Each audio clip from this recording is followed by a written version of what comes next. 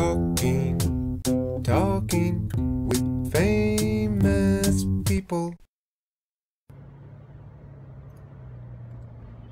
Hi friends, host Derek here. Talking with famous people. I want to make a video on what we might call the observer controversy. I had another argument with Shane last night. He and I argue a lot. And we were arguing about determinism. And he got stuck on this idea of, well, isn't it possible that things could exist before we were here? In fact, wouldn't we deductively conclude that they did?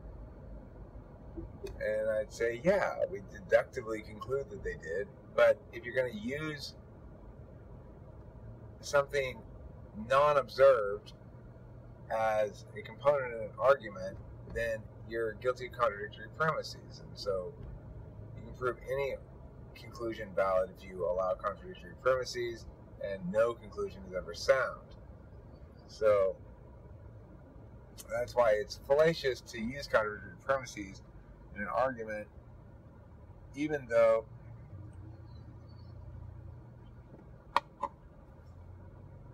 I wouldn't say it's a named fallacy.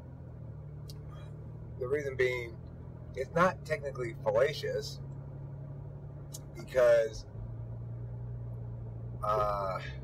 well, if it were, in fact, the case that you could have contradictory premises, then yes, absolutely anything would be valid. And so it's sort of the explanation for why we can't use contradictory premises rather than a demonstration of its fallaciousness. So anyway, because the fallacy is that which renders an argument as a whole invalid. It doesn't do that in this instance. It doesn't render it invalid. It renders it unsound, which is a different matter entirely. And the reason, of course, it doesn't render it invalid is because, let's say you have A as premise 1 and not A as premise 2. Well, using the rule of inference called addition, if A is true, then A or B is true, naturally. If I have a banana, then I have a banana or I have a root beer is true. It only requires one of them to be the case for the whole thing to be true, so naturally it's logical to say, if I have a banana is true, then I have a banana or I have a root beer is true. Okay, well get over it then, fucktard! Stop your fucking pussyfooting willow wallowing. Okay, so the problem with having contradictory premises A and not A is then, since you can do logically addition and add an or onto things if you want to, you could have A or B. Either I have banana or aliens are sodomizing me right now. Alright, well, I also have not A though, so I don't have a banana. And as a consequence, since either I have a banana or aliens are sodomizing me is true, and since I don't have a banana, it must be the case that aliens are currently sodomizing me.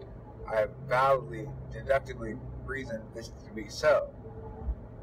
Of course, it's not so, and it's not a good conclusion to draw, because the only reason you can do that disjunctive syllogism where you get rid of the A from your A or B part is because you've got not A already contradictorily built into the premises to begin with. So this is why it's important not to have contradictory premises. Why is it a contradictory premises to say, well, okay, imagine there's a tree in the forest and no one's around to observe.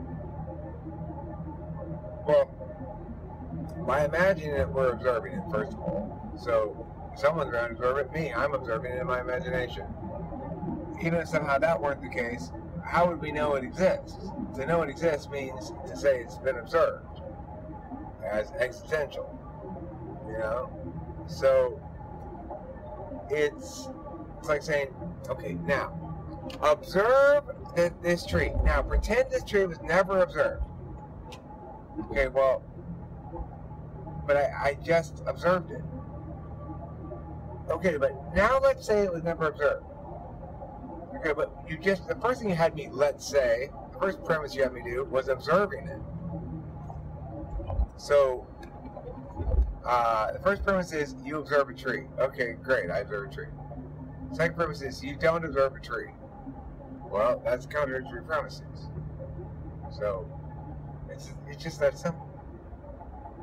Anyhow, it causes a great deal of frustration in a lot of people because they assume that the things they're talking about, the locutionary meaning of their words, must be able to be evaluated external of any person. That there's a objective way to evaluate things that doesn't involve an interested or disinterested calculus, which is insane, obviously, because you can't evaluate something without somebody evaluating something, and you can't make a calculus without it being either interested or disinterested.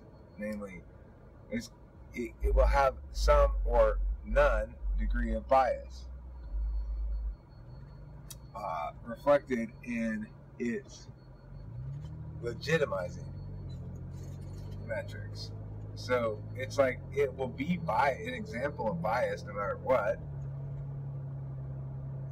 Or at least it'll display bias, but it's possible to do a disinterested or unbiased calculus. This is to say, to treat it as though I had no interest in the thing, is to attempt to minimize my personal bias.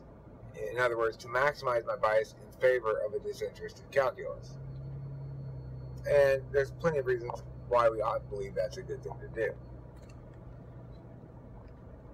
So, no, we can't have facts without observers. We can't have beliefs without observers. We can't have data without observers. We can't have objects without observers. We can't have anything without observers because there's no understanding of any reality that's ever existed or ever will exist except insofar as it's been observed and is made manifest, instantiated according to the observational process.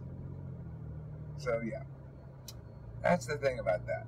I know it's fun to imagine that there are things external to us that meaningfully exist absent of observers, but they don't.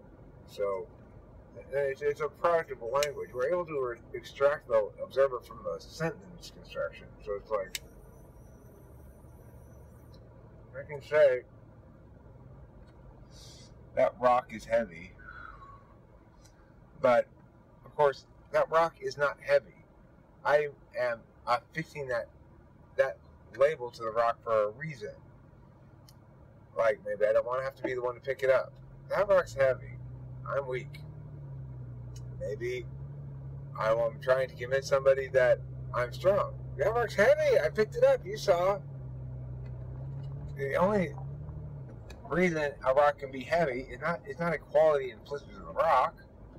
It's a status we're affording the rock for the purposes of making some other point. And the rock's lots of things.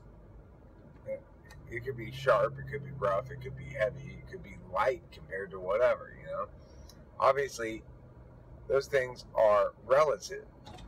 But they're not relative to just the opposite. Well, it's heavy compared to that rock. They're relative to your purpose of saying it's heavy.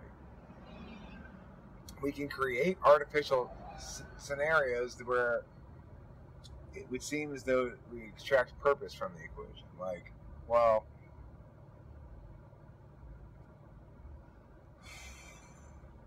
Shane was saying last night, pick a city at random.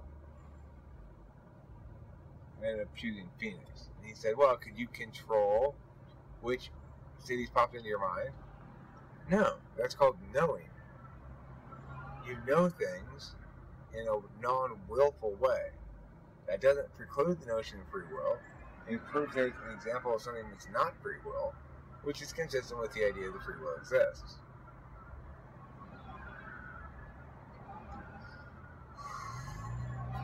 for humans to have free will, not everything has to be free will. And I agree that the cognitive process of knowing is distinct from the cognitive process of willing or deciding.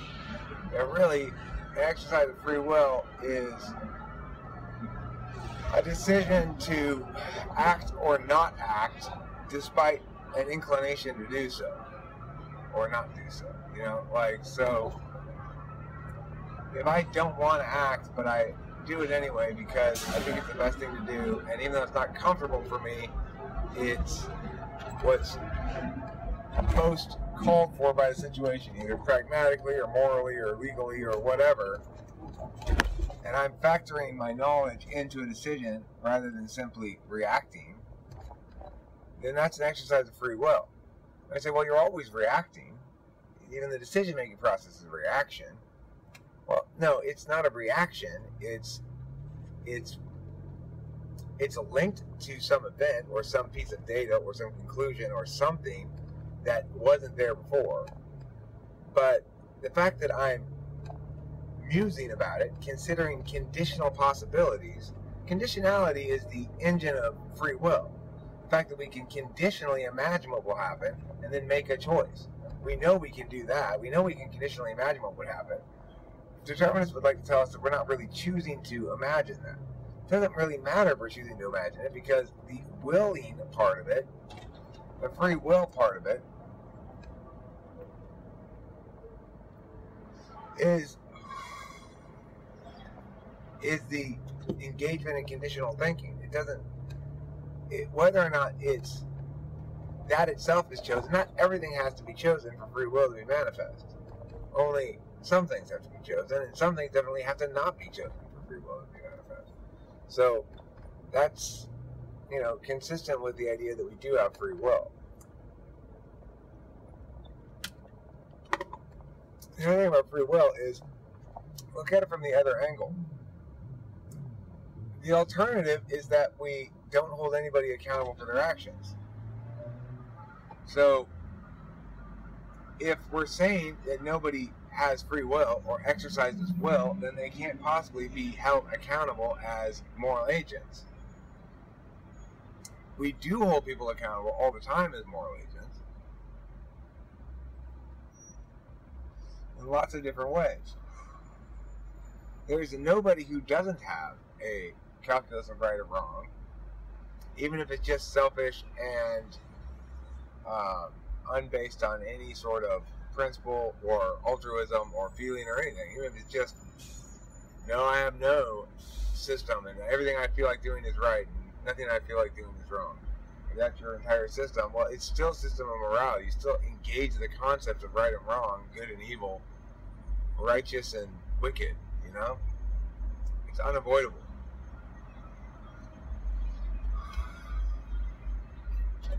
Because all the most important things we do in life have moral impact. So it's a weird philosophy school, this notion that somehow we're just manifesting a play that's been pre-written by our experience and our circumstances. The thing is, we know that decision making is not entirely causally reducible. So, I mean, that would seem to eliminate the possibility of determinism. But that, you know, determinists will just say they have no problem with over-causation. They'll say, well, all those confluence of all those different things, that's the cause. But then you're not defining causality as anything meaningful, because you can't distinguish one cause from another. And if you can't distinguish one cause from another, then you're not talking about causality. You're just talking about a web of events that happen by something you call causality, but that bears none of the attributes of causality, and therefore tells us nothing meaningful about why shit happens the way it does. If we want to say something meaningful about why shit happens the way it does, then we need to accept the notion that people make choices and are accountable for their actions. That people are moral agents and have a responsibility to act accordingly. So, the moral of this story is, don't be a determinist. It's fine to argue in favor of determinism, though, just for kicks, but don't actually be a determinist. Talking with famous people.